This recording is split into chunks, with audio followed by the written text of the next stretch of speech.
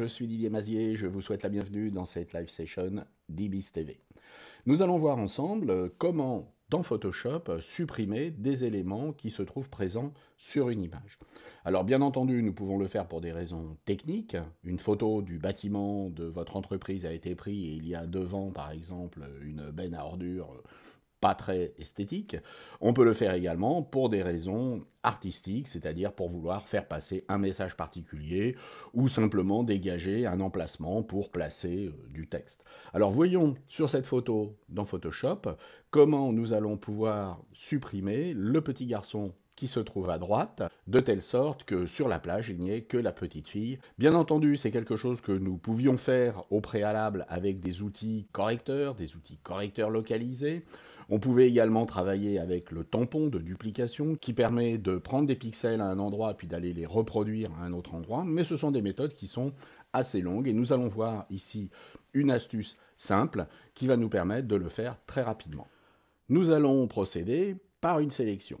Alors bien entendu, ici nous sommes sur un calque. Si nous n'étions pas sur un calque mais l'arrière-plan, il faudrait dupliquer cet arrière-plan de telle sorte que nous puissions travailler de façon non destructive et revenir si nécessaire, à notre image de base.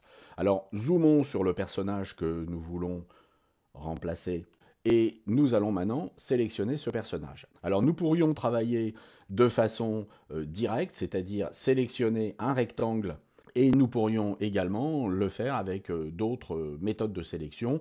Je pense notamment ici au lasso polygonal qui permettrait de voir exactement ce qu'on veut garder ou ce qu'on ne veut pas garder. Une fois que nous avons fait la sélection, eh bien, nous allons aller dans le menu édition, nous allons aller remplir, et nous allons remplir avec du contenu pris en compte. Vous voyez qu'ici, vous avez la couleur de premier plan, d'arrière-plan, des couleurs, du noir, du blanc, du gris, etc. Et nous allons pouvoir remplir avec du contenu pris en compte, c'est-à-dire que Photoshop va aller chercher des éléments à l'extérieur de la sélection, de manière à ce qu'ils se trouvent à l'intérieur de la sélection puissent raccorder avec le décor. Alors faisons OK et voyons ce qui se passe. Vous voyez que notre personnage a disparu.